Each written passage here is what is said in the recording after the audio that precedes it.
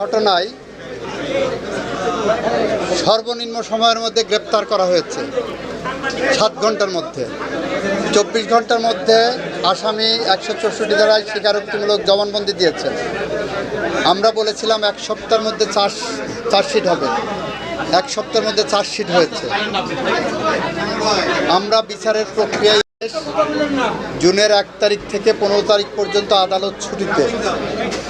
শুধুমাত্র এই যে নারীর প্রতি সহিংসতা, শিশুদের প্রতি সহিংসতা সংক্রান্ত যে আদালত, সেই আদালতগুলোই ছুটির বাইরে রাখার জন্য সরকার সুপ্রিম কোর্টের সাথে পরামর্শ করেছেন। সুপ্রিম কোর্ট সেইটা সিদ্ধান্ত নিয়েছেন যে এই আদালতগুলো খোলা থাকবে। আপনারা দেখেছেন 1 তারিখেই রামিসার বিচার শুরু হচ্ছে। ঈদের পরে যেদিন প্রথম অফিস আদালত খুলবে ওই দিনই রামিসার বিচার শুরু হচ্ছে। ওই এলাকার সংসদ সদস্য না, আমি পাশের এলাকার সংসদ সদস্য।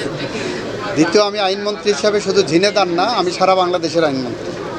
তৃতীয়ত হলো এনসিপির সাথে যে ঘটনাটা ঘটেছে সেটা রাজনৈতিকভাবে এনসিপি যেমন দেখছেন, বিএনপিও রাজনৈতিকভাবেই দেখছে।